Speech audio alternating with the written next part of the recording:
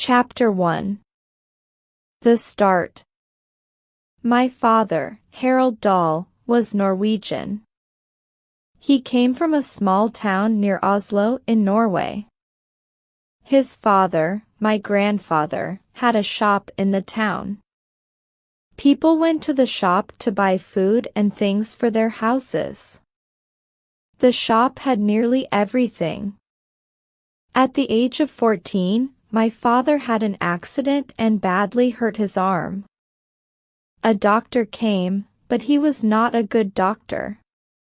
He hurt my father's arm more, and then the arm had to be cut from my father's body. My father had only one arm, but he learned to do lots of things with it. He made one side of a fork into a knife because he wanted to cut his own food. He took his special fork everywhere with him in a little bag. My father lived in a small town, but he wanted to see the world. He finished school and got a job on a ship. It took him to Calais in France. From there he went to Paris. In Paris, my father met a young woman called Marie and married her. At that time, many ships traveled across the world, and they needed fuel, food, and thousands of other things. My father started a company that had all these things. The ships bought everything they needed from his company, and my father made a lot of money. He took his family to Wales, because Cardiff was an important city for ships. My father and Marie had 2 children, a girl and a boy, but then Marie sadly died. My father was sad, and he wanted a new wife. In 1911 he went on holiday to Norway. There he met a young Norwegian woman called Sophie and married her. They had 4 more children, 2 girls, a boy, me, in 1916, and a 3rd girl. Now they had a happy family with 6 children. We all lived together in a big house in Wales, in a village 8 miles west of Cardiff. We had chickens, cows, and horses.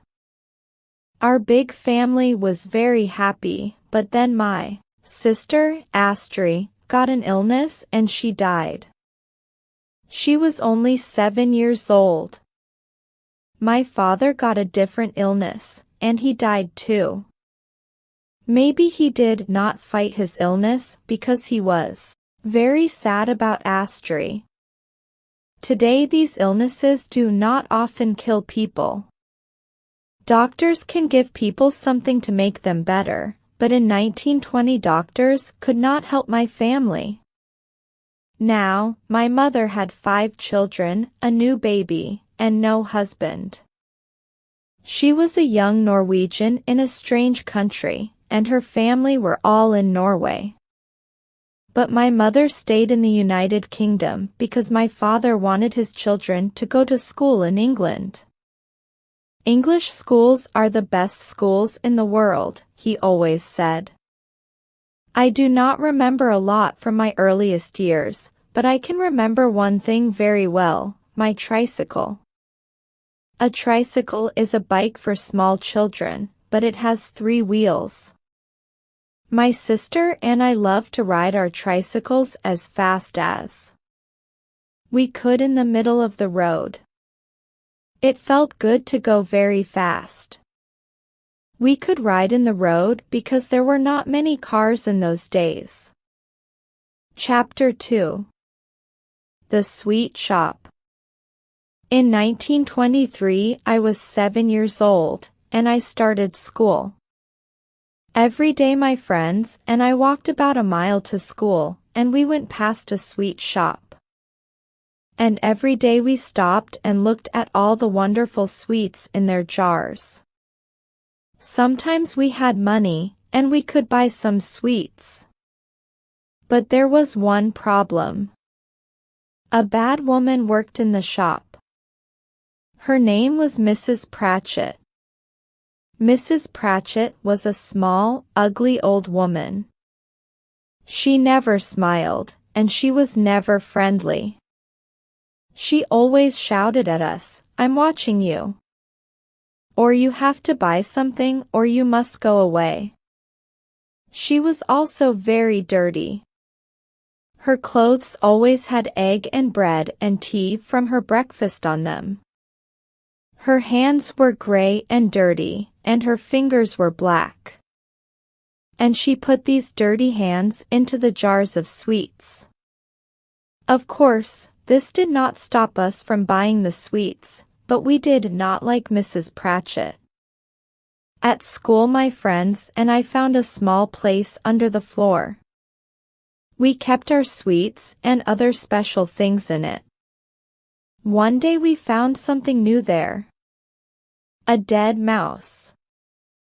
"I have a plan," I said. "Let's put it in one of Mrs. Pratchett's sweet jars. She will put her dirty hand in the jar, and she will find a dead mouse." "Yes," my friend said, "we will do it today. You must put the mouse in the jar, because it's your plan." "I will ask for some yellow sweets," my friend, Thwaites, said. "They are at the back of the shop. Mrs. Pratchett will turn and get them. Then you can quickly put the mouse in the jar with the pink sweets in it. It's the nearest one to us." That afternoon we walked into the shop. We were all very excited. Thwaites asked for his sweets, and Mrs. Pratchett got them for him. I quickly put the mouse in the jar with the pink sweets. Then Mrs. Pratchett looked at us with her ugly little eyes. "Only one of you is buying sweets. I don't want you all in here," she shouted. "Go away." We ran outside. "Did you put it in the jar?" asked my friends. "Of course I did," I said. I was happy. And my friends were happy too. "You were great," they said. The next morning we walked past the shop and saw a message on the door. The shop was closed. We stopped. The shop was never closed at this time in the morning. We looked through the window. The jar was on the floor, and there was broken glass everywhere. The mouse was on the floor too, but we could not see Mrs. Pratchett. Everything was very wrong.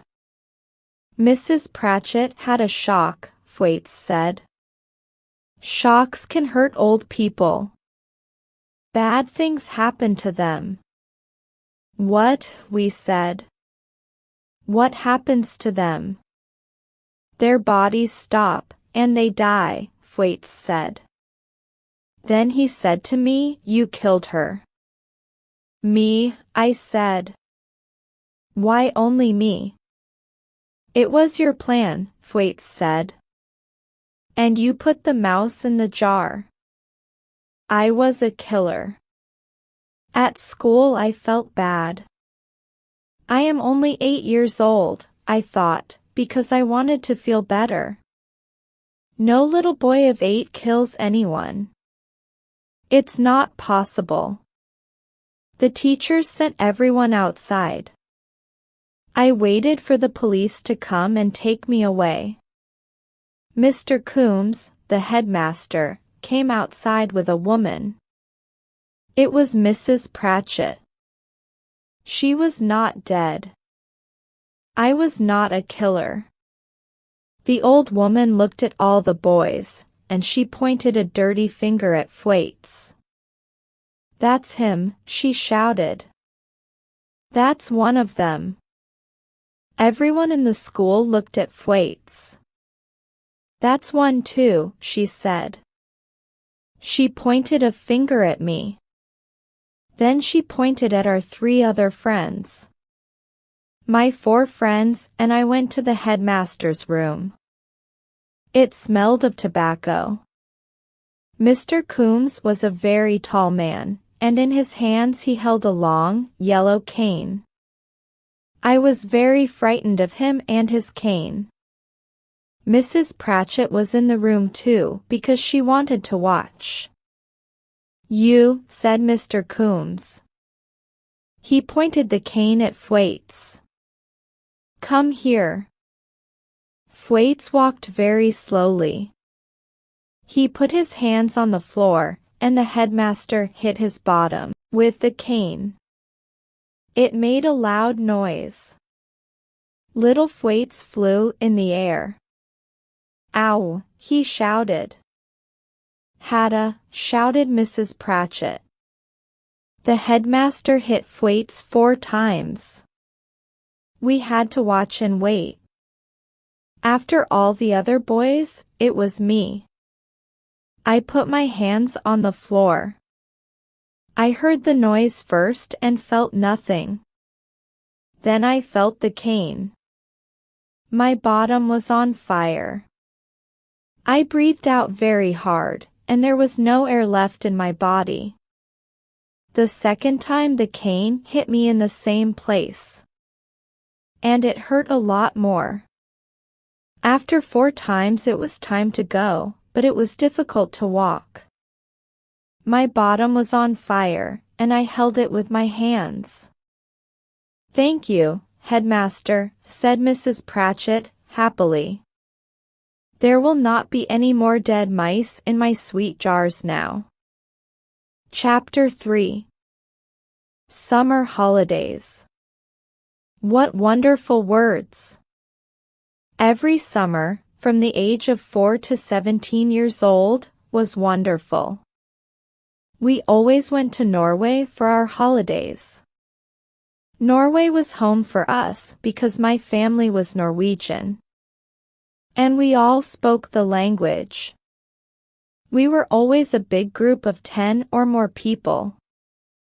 There were my 3 sisters and my very old half-sister, that is, 4 people. There was my half-brother and me, that is 6. There was my mother, 7, and someone to help, 8. 2 or more friends of my very old half-sister came too. In those days there were no planes. It took 4 days to go to our holiday in Norway. We went by train, taxi, a second train, a second taxi, ship, and then in a small boat. We always went to Oslo first. We stayed one night in a hotel and visited our mother's parents. My grandmother was a very old woman with white hair. My grandfather was very quiet. He always sat in a chair and smoked tobacco from a very long pipe. After the visit to my grandparents, we traveled to a little island. Its name was and it was the best place on earth. We went to the beach there. We swam in the sea and lay in the sun. We went to other islands in our little boat and ate fish from the sea. They were wonderful days. I remember only one bad thing about our holidays in Norway. One year, my mother said, "We are going to the doctor. He wants to look at your nose and mouth." "What's wrong with my nose and mouth?" I asked. I was about 8 years old. "Not a lot," my mother said. "But I think you have adenoids." "What are adenoids?" I asked her. "Don't worry," she said. "It's nothing."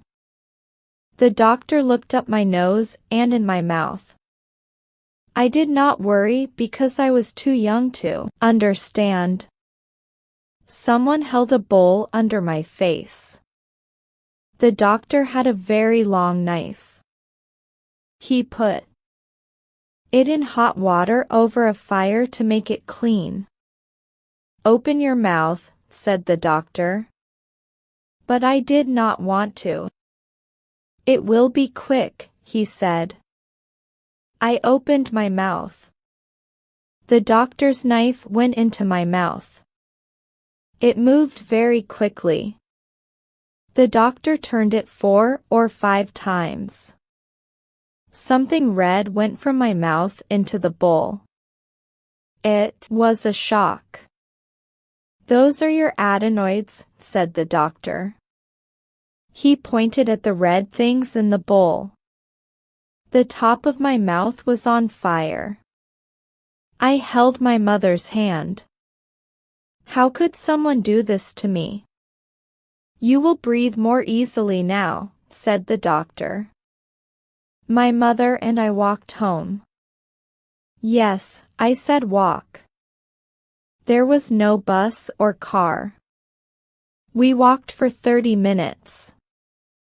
We got home to my grandparents' house and someone gave me a chair. He can rest there for a few minutes, my grandparents said. This was in 1924. It was normal to cut a child's adenoids with no anesthetic in those days. Chapter 4. Boarding School. In September 1925, I was 9 years old, and it was time for me to go to boarding school. Children stay the night at boarding school and live there without their families. St. Peter's School in Somerset was the nearest English boarding school to our house in Wales. But it was across 15 miles of sea. This sea was called the Bristol Channel. For school, my mother gave me a very special new box. It was called a tuck box. Every child at boarding school has a tuck box. They are always closed with a key, and no teacher can look inside them. Boys keep food, toys, and other special things in them. At St. Peter's, one boy kept a frog in his tuck box. My mother traveled to St. Peter's School with me. We went to Cardiff in a taxi and then across the water by boat. On the English side, we went in a second taxi to the school. I had a new school uniform. All my clothes were new. And everything had my name on it. St. Peter's School was outside the town. It had beds for 150 boys and rooms for the headmaster's family. There was a lot of grass outside for playing sport. On the first day there were many boys and their families in front of the school. The very tall headmaster walked from group to meet the parents. Good. Bye, Mrs. Doll, he said quickly. It's time to go. Don't worry. We will look after him. My mother understood. She said goodbye to me and left in a taxi. The headmaster went to talk to a different family. I stood there with my new tuck box and began to cry. I was sad because I did not want to live away from my family. Life at St. Peter's School was difficult. The teachers were not friendly, and I was always frightened of the cane. We had to wash in cold water, and the food was bad. I wanted to go home and see my family. At night in bed, I always thought about my family and tried not to cry. They were across the Bristol Channel, and I could see the sea from my window. I always went to sleep with my face towards my family. I never turned my back towards them in bed. Mothers sent their hungry sons food every week. This made the headmaster happy because food was expensive. Send food as often as you like, once a week or twice a week, the headmaster always said. Your boy gets good food here, but food from home is always more special. You can send them things like fruit and a big cake. You don't want your child to be the only boy with an empty tuck box. Every Sunday, every boy at St. Peter's wrote to his family. We never wrote about the bad things at school. We only told our parents good things because the headmaster read our letters. He saw our bad spelling, but we could not change it in the letters. We had to write the words correctly later. No teacher has read this letter, our parents thought, because there is bad spelling in it. Everything in this letter must be true. My child is happy at school. I wrote to my mother that first Sunday, and then I wrote to her every week for 32 years. Sometimes more than once a week. In 1957, she died, and I found more than 600 of my letters to her. She kept them all. Chapter 5. A drive in a car. After 3 long months at boarding school, it was time for me to go home for the Christmas holidays. How wonderful to be away from school. While I was away at St. Peter's, my family bought a car. I was very happy to be home with my family, and I was also excited about the car. In 1925, anyone could drive a car. You did not need to learn a lot. My very old half-sister was 21 years old. She had 2 30-minute lessons, and then she could drive us in our car. That day, 7 of us sat in the car.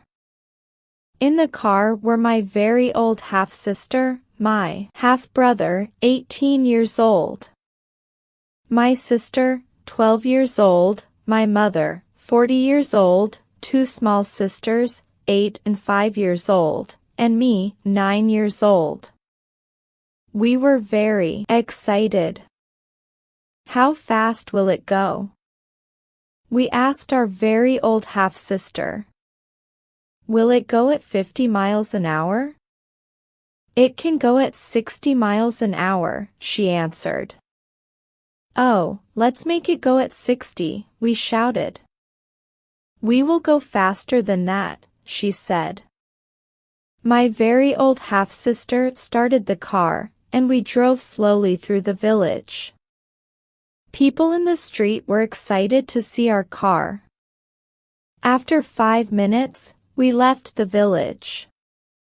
You see, I can do it, our very old half-sister said.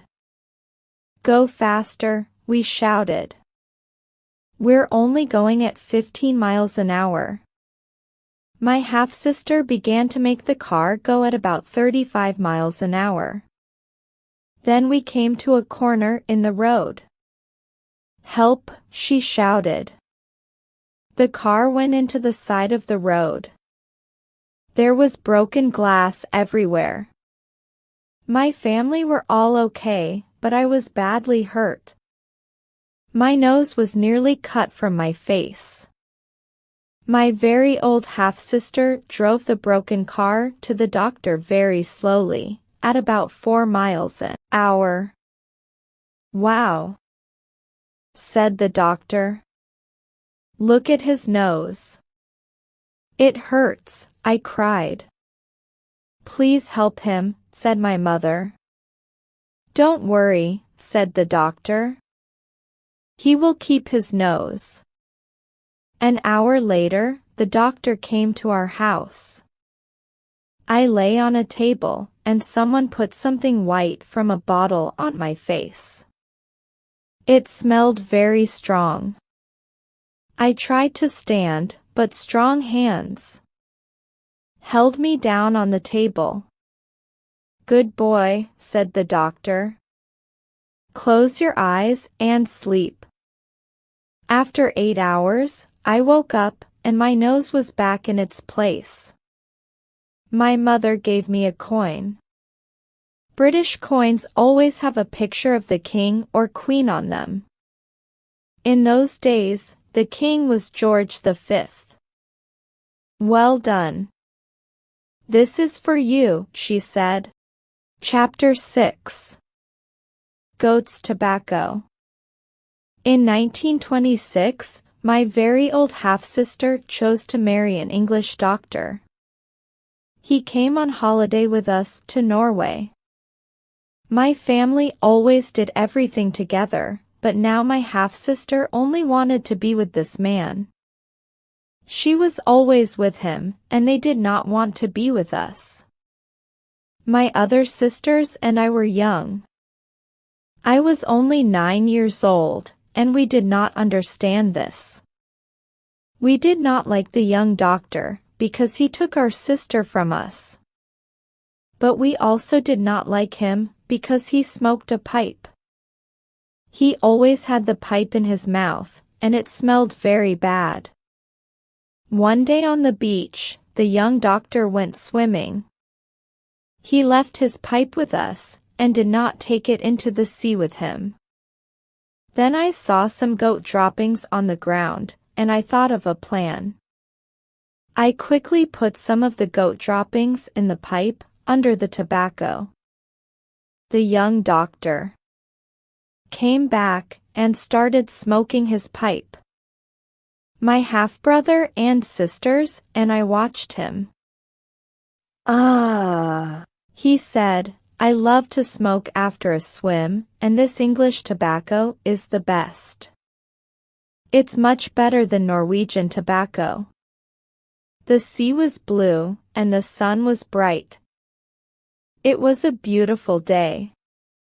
Then we heard a loud shout, and watched the young doctor fly into the air. His pipe flew out of his mouth, and his face was the color of snow. Help! Help! My body is on fire. The doctor shouted. My very old half-sister was very frightened. What's wrong? Where does it hurt? She cried. Get the boat. Quickly, we must go to hospital. But the young doctor lay on the ground and breathed in the clean air. After 5 minutes, he started to feel better. What happened? Asked my very old half-sister. I don't know, said the doctor. I know, said my little sister excitedly. Tell us, said my very old half-sister. It's his pipe, shouted my little sister. What's wrong with my pipe? Asked the doctor. It had goat droppings in it, said my little sister, and she laughed. My very old half-sister and the doctor quickly understood, and they were very angry. The doctor stood up. My half-brother, sisters, and I quickly ran away from him into the sea. Chapter 7. Repton. In 1929, my mother asked me, do you want to go to Marlborough or Repton? They were famous and expensive English schools, but I knew nothing about them other than that. Repton, I answered, because it was an easier word to say than Marlborough. Very well, said my mother, you will go to Repton. Repton was a boarding school in the middle of England. Every Repton boy wore the same very strange uniform. I wore it and my sisters laughed at me. I felt stupid in the clothes for Repton, but in the street, my mother said, you look good in your school uniform, people can see it. They think you are important because you go to a famous school. At the station, I saw many boys, and they all wore the same uniform. The train took us all away to Repton. I was 13 years old. Most of strange things happened at Repton. They did at all English boarding schools. Older boys were always more important than younger boys, and a small group of the oldest boys were the most important of all. At Repton, we called these boys bozers. Bozers told us what to do, and we had to do it. We cleaned the bozers' rooms and made their fires. We sometimes cooked their breakfast. Bozers were always right, and younger boys were always wrong. On Sundays, 2 other boys and I had to clean our bozers' room. We cleaned it for hours. We washed the floor, the windows, and the walls. But the bozer often found something wrong with our cleaning, and he hit us with a cane. A bozer could stand in any room of the school and shout about a job. Then every young boy had to run to him. The slowest boy had to do the job. On snowy morning I heard a bozer shout about a job. I ran as fast as possible, but I was the slowest boy to get there. "Darrell, come here," said the bozer. His name was Wilberforce. "Go and make my toilet warm." At Repton, all the toilets were outside, and their little rooms had no doors. In winter they were very cold. My job was to sit on the toilet before Wilberforce and make it warm for him. I sat on the toilet for 15 minutes, and then Wilberforce came. "Is it warm?" he asked me. "It's as warm as possible, Wilberforce." "We will see," he said. He sat on the toilet. "Very good," he said. "Very, very good. Some boys have cold bottoms. I only use boys with warm bottoms. I will not forget you." He did not forget me. I always carried a book with me because I often had to sit on Wilberforce's toilet. It was very boring. In my first winter at Repton, I read many books by Charles Dickens on Wilberforce's toilet. Not everything at school was bad. Sometimes all the boys got a gray box from a company called Cadbury's. Cadbury's made wonderful chocolates. Inside the box were 12 different chocolates. We always knew one of them well, but 11 of them were new. There was also paper in the box. Our job was to try all the chocolates and write the good and bad things about each one on the paper. His plan to ask us about their new chocolates was a good one. Boys at Repton were some of the best chocolate customers in the world. Who knew more about chocolate than us? How do companies plan their new chocolates? I love to think about this. Many years later, I needed a story for a new book. I remembered those little boxes of chocolate at Repton. And I started to write my book, Charlie and the Chocolate Factory.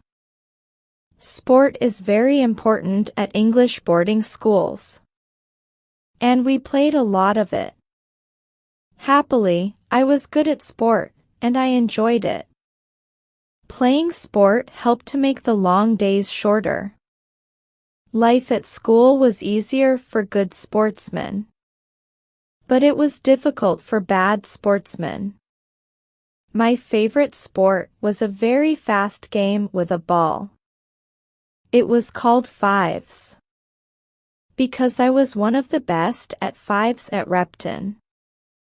I traveled to other boarding schools and played it with their boys. I also played football and a ball game called squash. At school, I loved taking photos. Today, cameras are very easy to use. But in the 1920s, they were difficult work. I had a big, heavy camera with glass plates. I made a dark room near the school's music rooms. And I made many photos there. After school, do you want to study at Oxford or Cambridge? My mother asked me one day. These are great and very famous places. And boys from good public schools normally wanted to study at them. But I did not want to study more. I chose to start work at a company called Shell. Because I wanted to see the world. I traveled to many countries with Shell. But that is a different story and a different book. I may tell it one day.